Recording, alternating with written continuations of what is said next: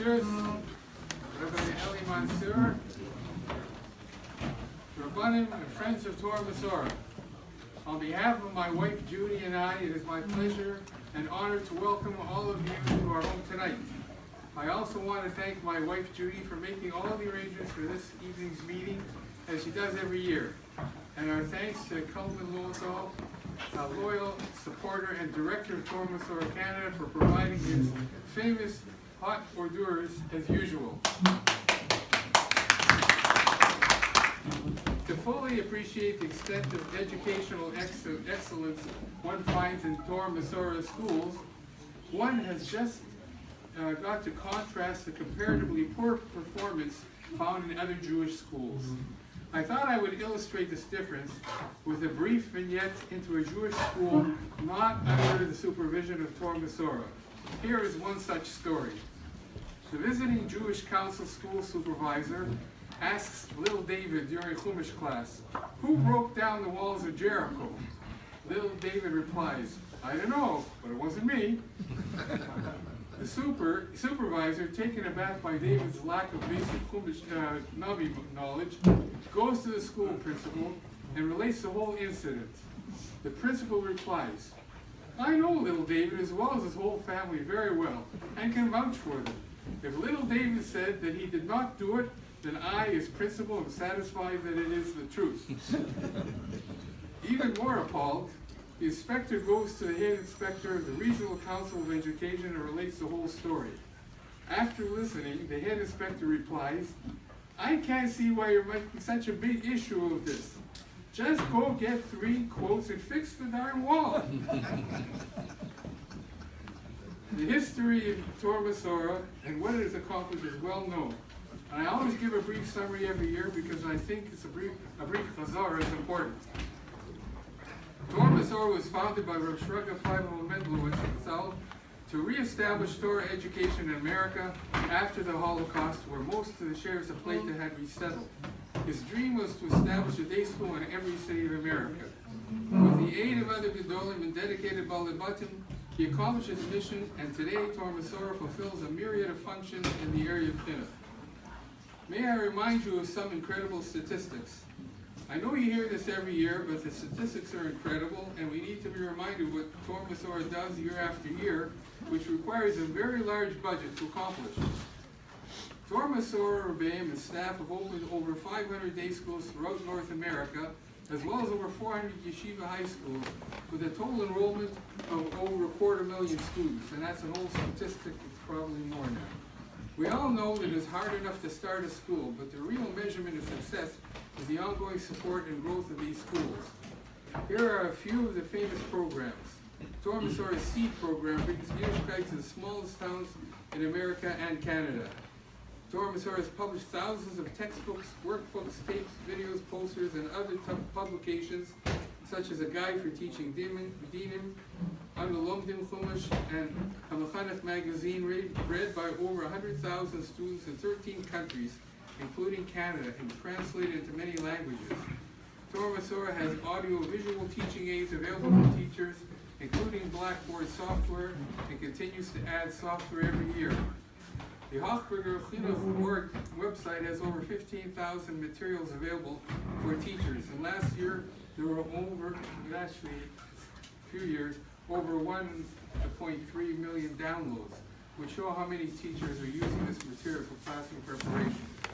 Torah UMesorah trains mechanchim to teach in its schools, including consulting services to improve teaching skills, and it develops new methods of learning, such as its famed Bera Heitev Kriya program. Torah UMesorah runs conventions for teachers, for Menalim, and for board members, which are widely attended. It operates job fairs and a placement service, as well as Counterforce School Counseling, which provides health and family counseling for Torah UMesorah parents and students. Torah UMesorah runs its Zechor Olam Holocaust Teacher Training Program, which is held in major U.S. cities. Project Hemshech provides mentors to students who are leaving the yeshiva or public school students, and has been very successful in returning students to Yiddishkeit. This year, we are proud to say that former Torontonian Baruch Levine established a program with Torah UMesorah called Know Your Nigun, to provide on its website the words of the popular Nigunim so that our youth can understand the meanings of the lyric. And his father's sitting here this evening, somewhere in the crowd.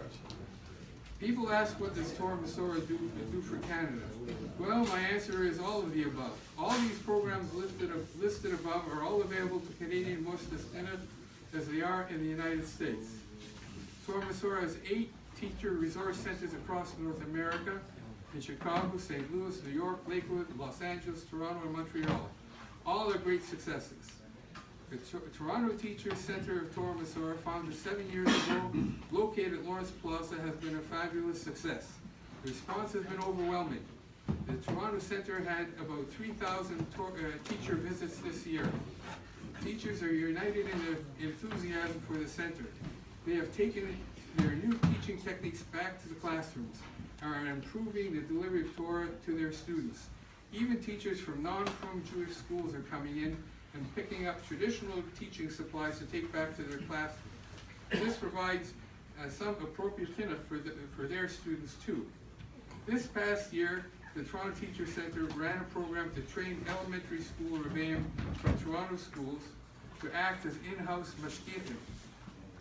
In addition, UMesorah recognized the need to give Rabbeim the skills to recognize troubled youth, and the Torah Teacher Center was given the privilege of hooking up to the New York studio where mental health professionals trained the Rabbeim in how to deal with mental health issues. In some cases, the Toronto Rabbeim flew into New York to participate in the program. Even today, when it seems there is no shortage of great day schools and chaters in almost every large city in America, we cannot do without the many critical services provided by UMesorah. That is why we call on you tonight to once again renew your investment in UMesorah, to help it continue to provide and intensify its programs for the future of Klal Yisrael. It is now my honor to introduce to you Rabbi David Neuwitz, Menahel of UMesorah, who will introduce our guest speaker, Rabbi Eli Mansour.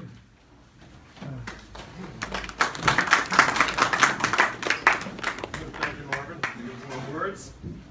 With you and your Rebbitzin, once again, thank you. I think this is, if I'm not mistaken, your bar mitzvah year of holding these receptions for UMesorah. We greatly appreciate it. Marvin reminds me of a Mansour.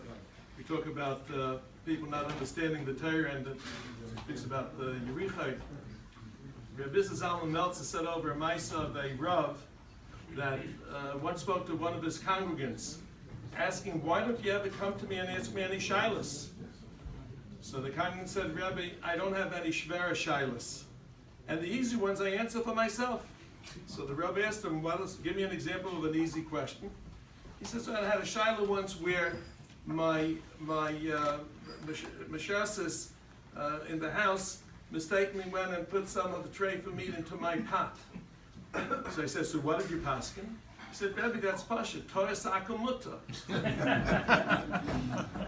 So, without learning, that's what it comes to. This week's pasha, the Tanchuma says a word on the tzad, atan tzad ma'yem kulchem, l'fnei Hashem lekeichem. He says the inyan of being an achtas together, the aguda achas. He brings down a pasuk that says that the Rebbe says he will be for Klal Yisrael and Olam.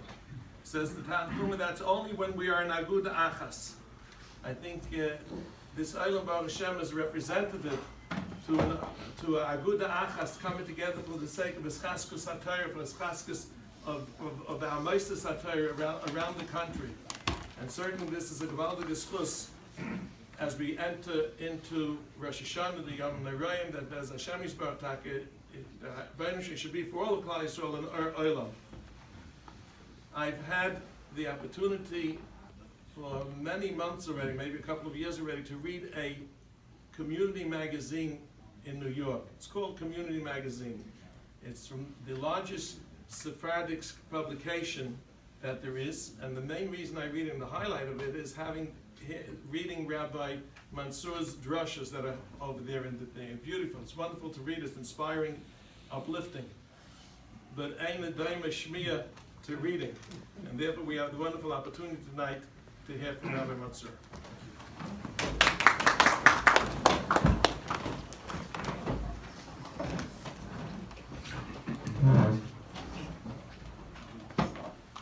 Kavod Balabayit, Rabbi Nayowitz,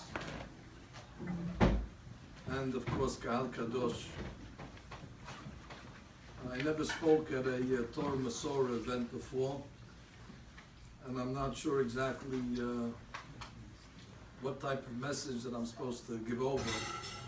I know it's some sort of fundraiser, so somewhere we're going to have to talk Dinim Amonot. But I made an observation that I'd like to share with you. I never said it over before. And maybe I'm wrong for experimenting. Maybe I should take some of the tried and tested Divrei Torah that I have in my pocket. But I said I'll take a chance. I think it's a good diuk, good observation, and maybe there's a lesson to be learned. Ma'aseh avot siman labanim. So that's the principle that the Ramban sets forth. That whatever happens to the avot, namely Abraham, Yitzhak, and Yaakov, that's a precursor to what's going to happen to the children. It's important to study Ma'aseh Avot because we're going to go through the same episodes. What they went through in a microcosm, we go through in a macrocosm. They're the protoplasm of Jewish history. So you have to study their lives and then try to see how it applies to us, because it's going to happen to us. I noticed that Avraham Avinu has 3 children, 3 sets of children. He has Yitzhak Avinu, he has Yishmael, and then when he remarries Keturah, he has Bnei Keturah. So it's 3 children sets, Yitzhak, Yishmael, Bnei Keturah. And I noticed that the Pesukim, when they introduce each one of these children, the Torah introduces them in a different way. For example, by Yitzhak it says, Ele Toledot Yitzhak ben Avraham, Avraham Olidit Yitzhak. Whereas by Yishmael the Pasuk says, Ve'ele Toledot Yishmael ben Avraham. And by Bnei Keturah, the Pasuk just writes, Kol ele Bnei Keturah. When it comes to Yitzhak Avinu, the Torah tells us something about Yitzhak Avinu. Ele Toledot Yitzhak ben Avraham. Yitzhak was the son of Avraham. He was proud of his father. Like you have many Jews, that they have a father who was a great Talmid Chacham, was a great scholar, was very accomplished. So they take pride, you know who my father is, you know who my grandfather is. Yitzhak Avinu was one of those type of Jews that was happy to be the son of Avraham, and the Torah tells it to us. Yitzhak ben Avraham. But not only was Yitzhak proud to be the son of Avraham, Avraham holid et Yitzhak.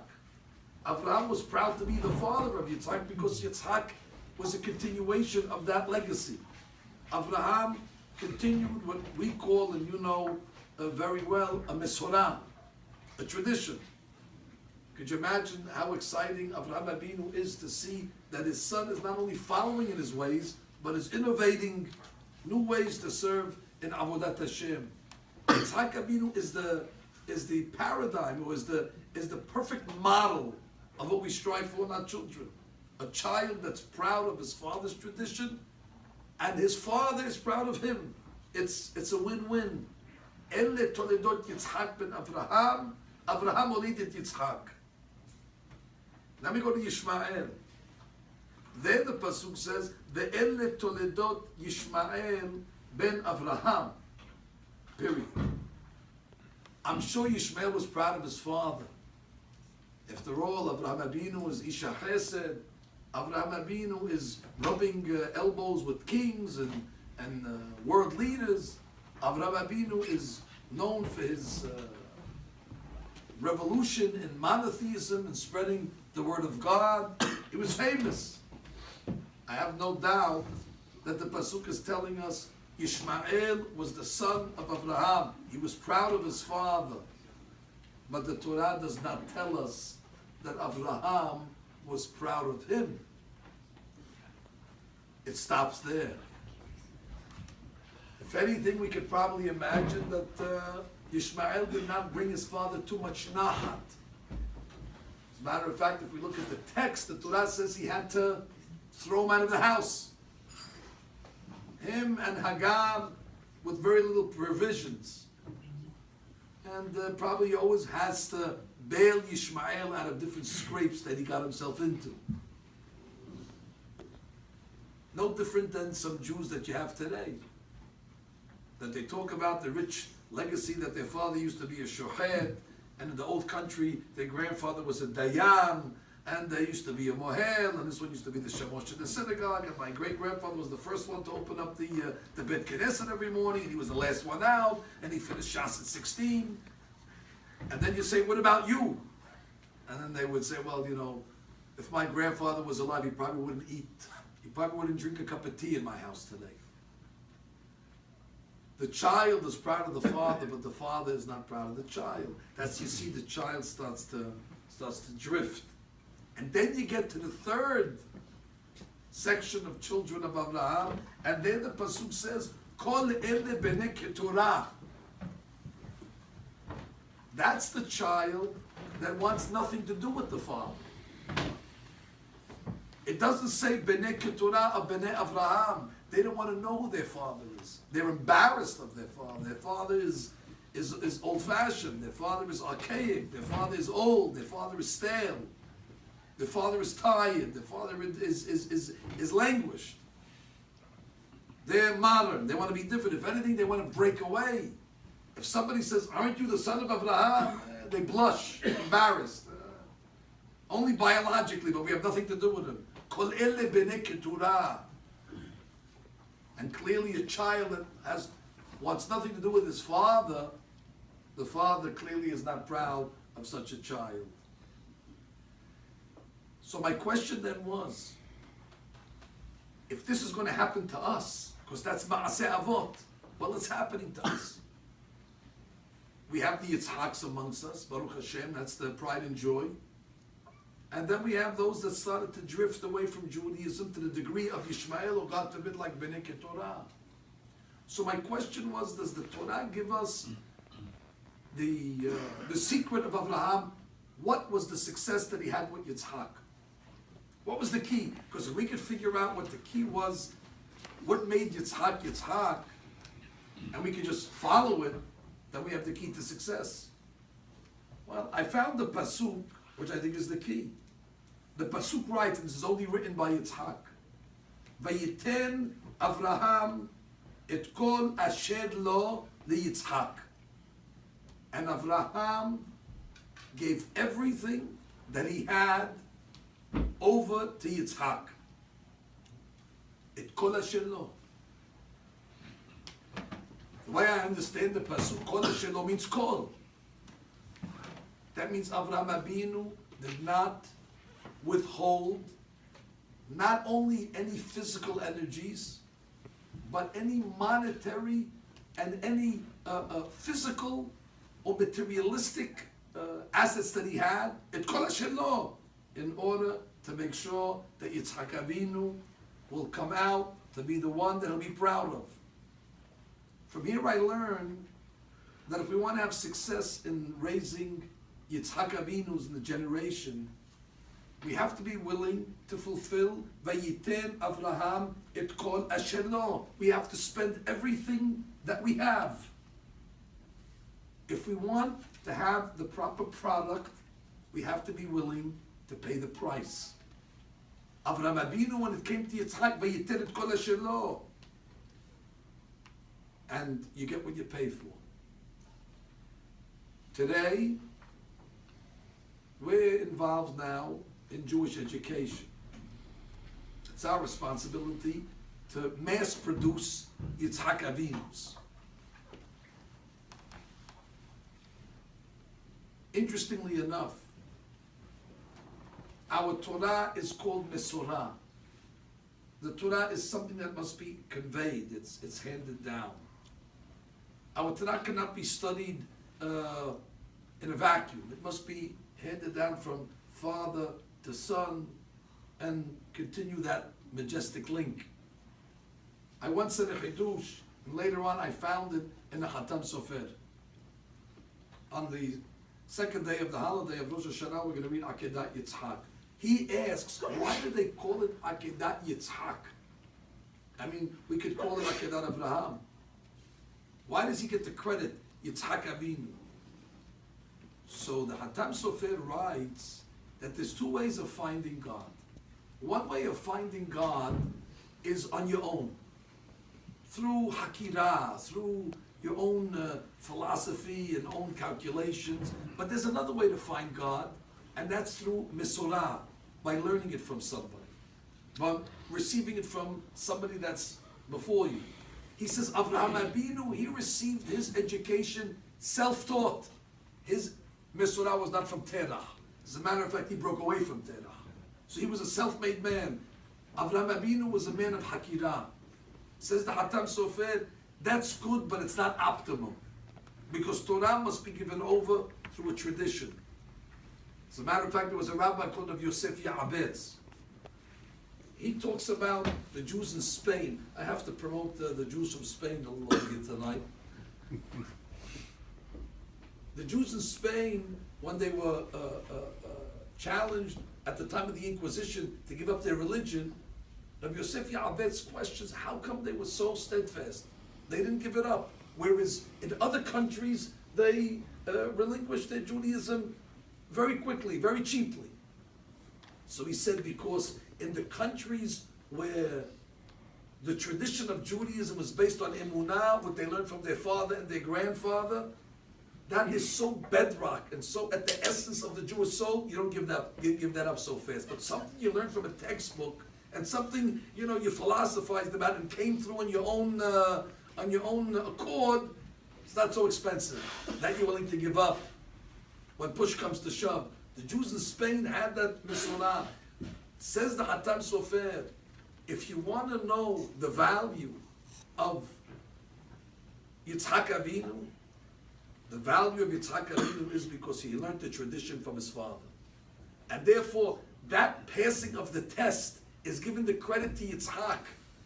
Because since Yitzhak received from somebody, Avraham taught Yitzhak, Vayitin et kol asher lo.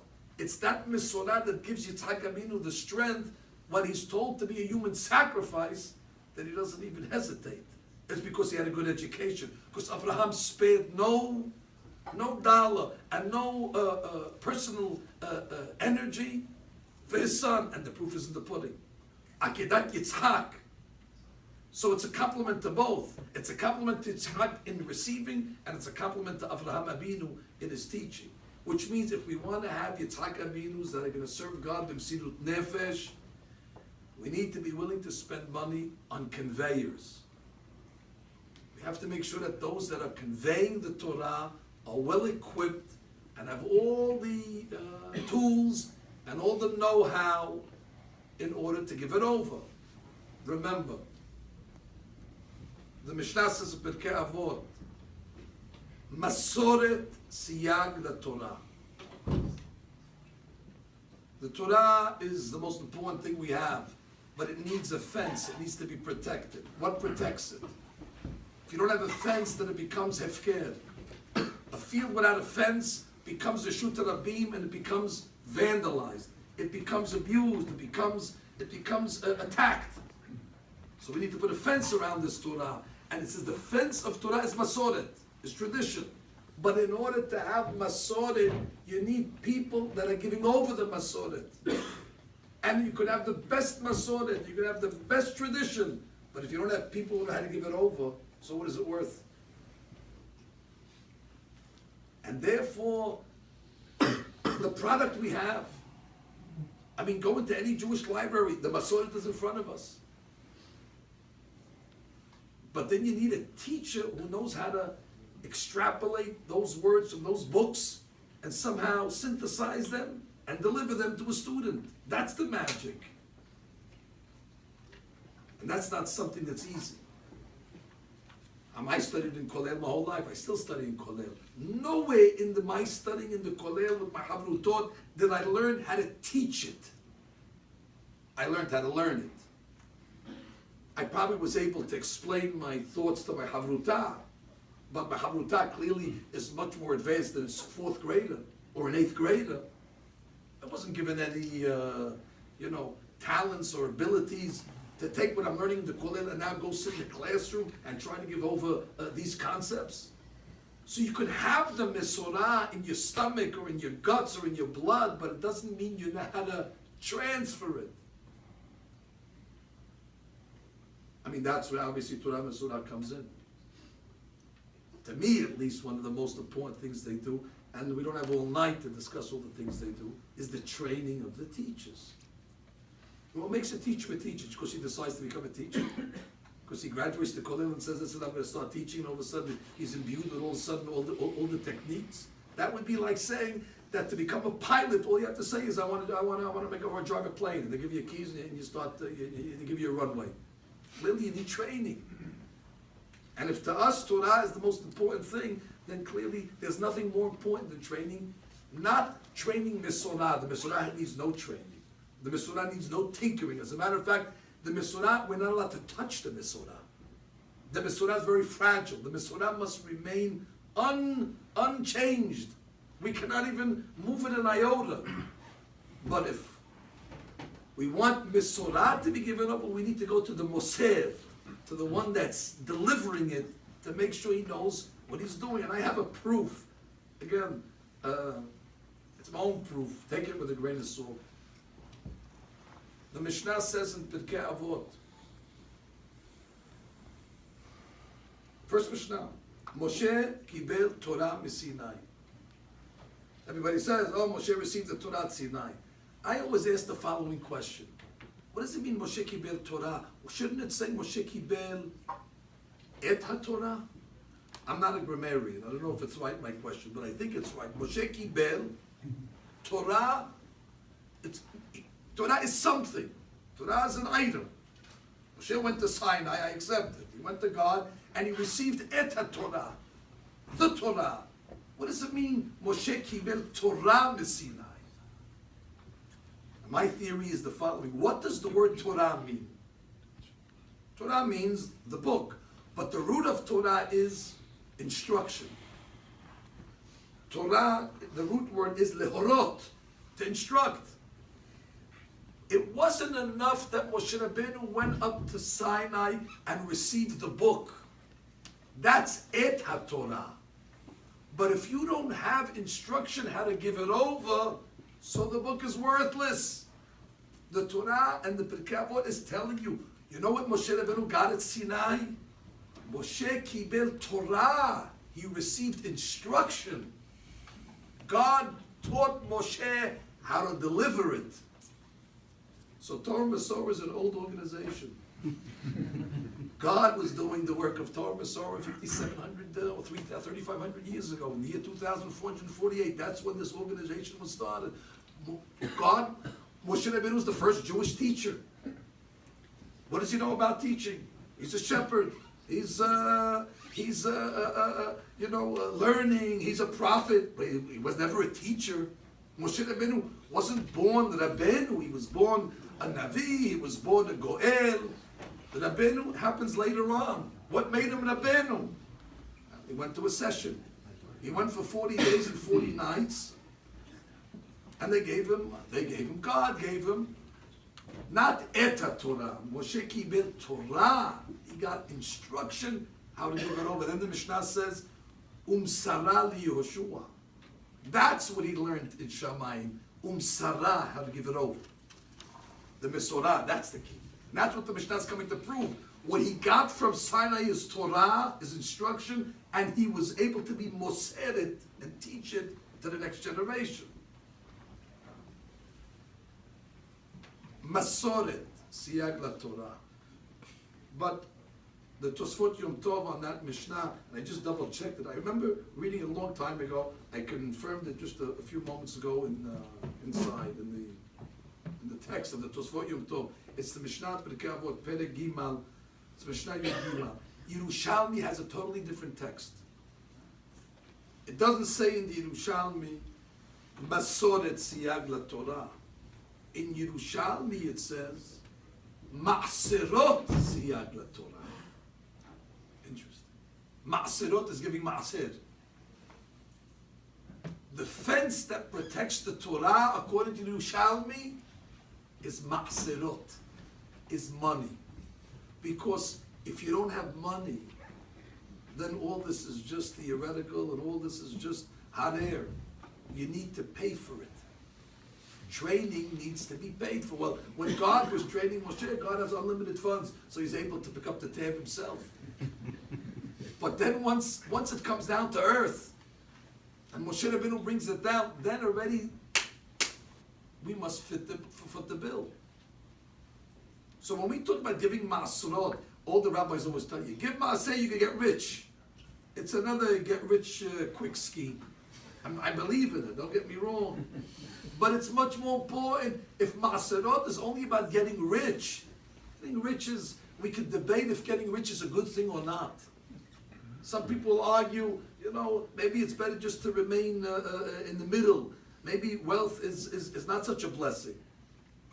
But the Mishnah is telling you, ma'asurot is not about getting rich. Who cares about getting rich?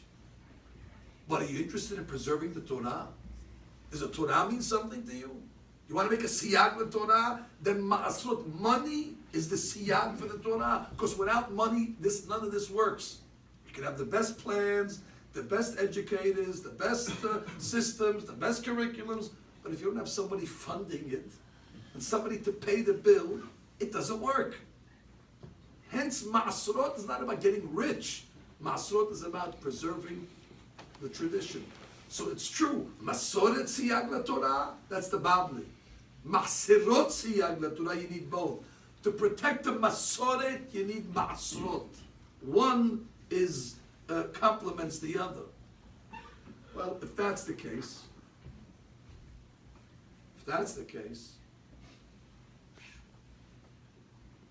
I saw a phenomenal Terumat edition.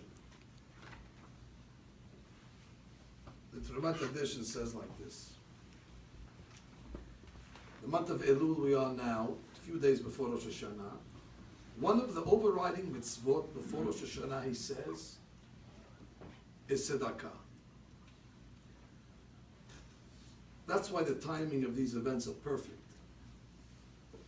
According to Terumat edition, the tzedakah that we give tonight or this time of year not only helps Torah UMesorah, that's a byproduct, but listen to what it does to the person who gives. He says like this. We don't have it in our prayers, you have it in your prayers.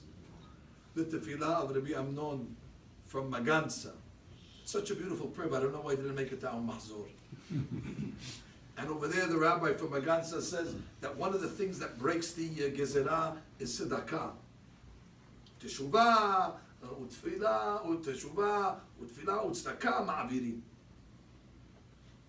But I want to talk about tzedakah for a second. Terumat edition says, what's the mechanics? How does tzedakah get rid of the gezerah? God can't be bribed, that's for sure. So he says like this. We just learned it in Daf Yomi in Sanhedrin.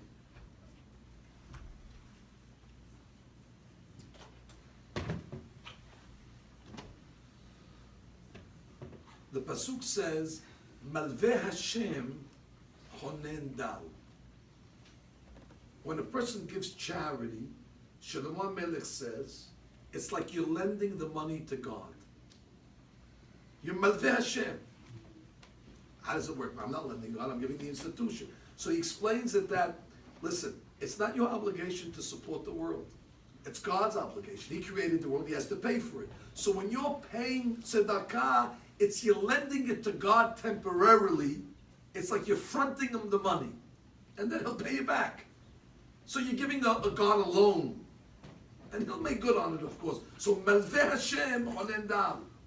Says the Terumat edition, it's in your advantage to be a malveh. Why?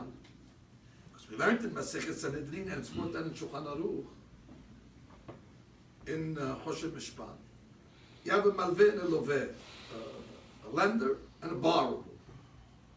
And obviously, there's going to be a fight between them at some point, and they need to go to a bed din. and you have the big Bet Din far away, and you have the local Bet Din. Who decides which Bet Din you go to settle the case? Who chooses the Bet Din?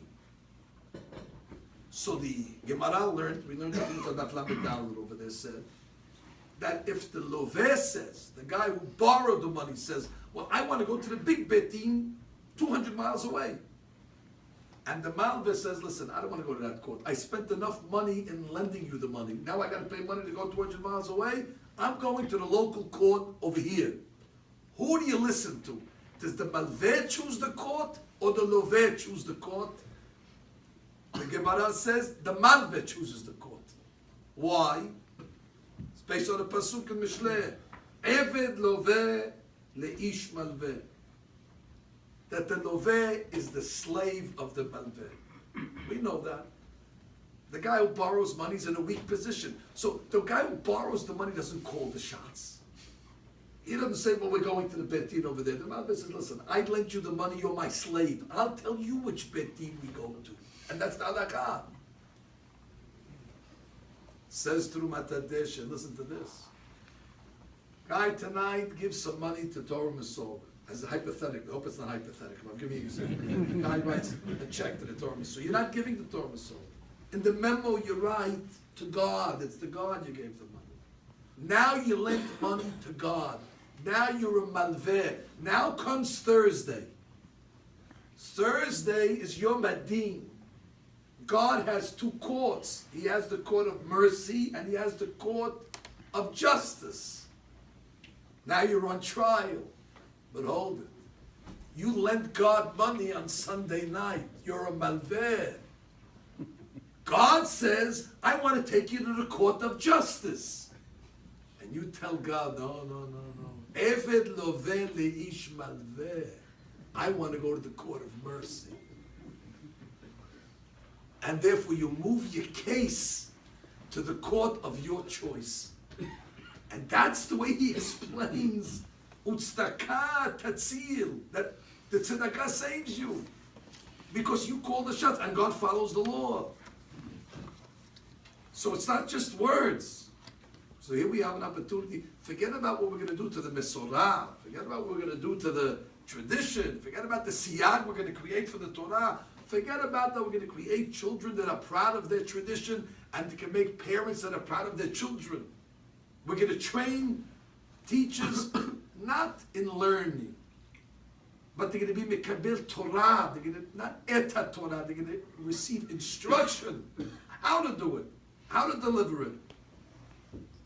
But the most important thing for me is I'm be able to call the shots on Thursday. I'm be able to put my court and my case in my court that I want to be judged in the court of mercy. Eved Loveh le'ish Malveh. Finally, I was once at another event similar to this. They were raising money for Rabbi Feinstein's yeshiva. Rav Reuven Feinstein's yeshiva, David. They were all there. And the fellow before me spoke. I was the keynote speaker, I gave whatever I said, but the guy before me said a great story that made a big impression, and I've said it over many times subsequently. He told the story, and I guess he's trying to get the people to give money, obviously. So he told the following story. He said that many years ago in a city in Europe, there was a Jewish guy that used to be in the marketplace every day, and his job was a maven. So what's a maven? Maven is an expert on anything. And he would just walk from shop to shop in the marketplace, and anybody who has any question on any topic would ask the maven, and he makes a parnasah by answering questions on all topics. Anyway, the king at the time made a gezerah, a decree, on such and such a day, it's a secular holiday, and no Jews can find themselves in the market. And any Jew that finds himself in the market will be sentenced to prison.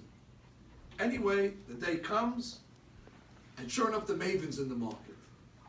So the patrol comes and says, "Hey, you're a Jewish guy. Don't you know the law? There's no Jews today in the market. What are you doing here?" He says, "Listen, the people need me. The people need me. Maybe the Jews are not here today, but there's goyim here today. They need me. So they need you. Why? What do? You don't even have merchandise." He said, "No, I'm a maven." Maven. It's a maven. We don't know what a maven is. I answer questions. I'm an advisor. Advisor, we never heard such a thing. They throw him in the prison over there. He said, "But I'm telling you, any question they ask me, that's what I do." Okay, maybe one day we'll use your services, but now you're going to prison. He throws him in jail. All of a sudden, the prince comes along and is given a very, very rare diamond to purchase. So the prince is looking at the diamond and he says, "Well, I wish somebody would know if this is real or not. Maybe I'm an..." So the patrol guy says, wait, there's a maven in the prison. Maven, what's a maven? There's a maven, a Jewish guy, maybe knows everything. He claims he knows everything. You got to try him out.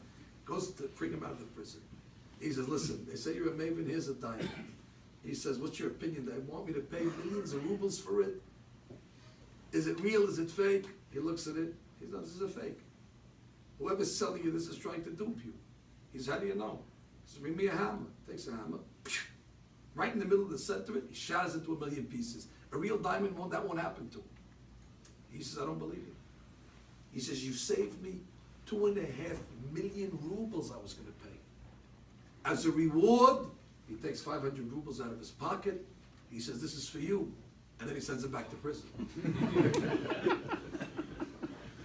2.5 months later, the prince is in the same position. Now they're selling him an Egyptian stallion, horse. So very rare breed of horse. And, they tell him, "This must be in your cavalry." He says, "What do I know about horses? I don't know about horses, if it's a good horse or not, if it's pedigreed or not." Go back to the maven. The maven takes one look at the horse, and he says, "This horse over here, it's a killer horse. The one who rides this, it'll buck the rider and trample him to death within 1 minute." He says, "You're kidding, because they told me I should ride it myself. You're going to ride it, it'll kill you. How do I know you're right? Bring your worst enemy." Put him on the horse. Sure enough, he puts him on the horse. Within 1 minute, the horse bucks the rider, tramples him to death. The prince looks at the maven and says, "You saved my life." He takes 500 rubles out of his pocket and he gives it to him. He says, "You really know everything." He says, "But I want to ask you a question. You know about diamonds. You know about horses. Now tell me something about me." He says, "No, I don't know anything. I have nothing to say about you. You're fine. You're the prince." No. "Tell me something I don't know about myself." So the maven says, "Well, you asked." He says, "To be honest with you, you're not a real Romanov. The Romanov was the royal family." He says, "You're not a Romanov." "What do you mean I'm not a Romanov? My father's the king, my mother's the queen, and I'm the prince." He says, "I'm telling you, you're not a Romanov." And then he says, "Now can I go back to jail?" He says, "Of course you're going to go back to jail." But it was irking him because he was right on everything else. Why would he say he's not a Romanov? So he goes to his father, the king, and says, "Dad, am I a Romanov?" "Of course. You're my son. You would tell me if I wasn't." "Of course I would tell you. Who's putting these ideas in your brain anyway? Why would you even think such a thing?" "I don't know, no reason." He goes to his mother, the queen. "Ma, you'd tell me if I wasn't a Romanov, wouldn't you?" Why would this even enter your brain? You're a Romanov. You're the heir to the throne. You have blue blood running in your... And then he turns serious and he turns to his mother and father and says, "I'm asking you to tell me the truth." Because he saw they were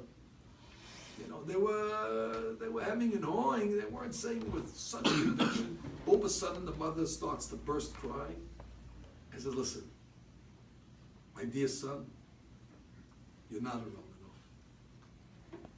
We were a childless couple. We picked you up from the street. Your parents probably just let you go, threw you away, and we picked you up, and it's our secret. Nobody knows, but you're not a Romanov. No. You couldn't believe it. How did the maiden know? It's one thing you know about diamonds and all, but how could he know his lineage? So he calls him out of the prison. He says, you must tell me how you knew. How did you know I wasn't from the royal family? He says, very simple. He says, I showed you that you were buying a fake diamond, and I saved you money, and you gave me 500 rubles.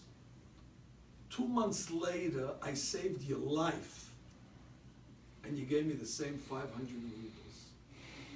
He said, anybody that doesn't know the difference between money and life cannot be from the royal family. You cannot be a king. If you don't understand that there's a difference between money and life, you're not a Romanov. And then the rabbi came along and said, gentlemen, tonight we came to talk about life, Jewish continuity, the future of Klal Yisrael. Tonight we came to talk about life in the truest sense, the legacy of Klal Yisrael from Sinai. Ki hem hayenu ve'orech yamenu. But in order for this life to perpetuate, you need money. And he said, if you don't understand the difference between money and life, then we're not considered Mamlechet Kohanim ve'goy kadosh. Then we're not considered royal blood. What's money against life? For us to come and even hesitate for a minute, when it comes to life, money has no value. Money has to flow very, very freely. But those that don't understand, those that start to question, well, it's money against life, are they equal? Then already we have to look at our lineage.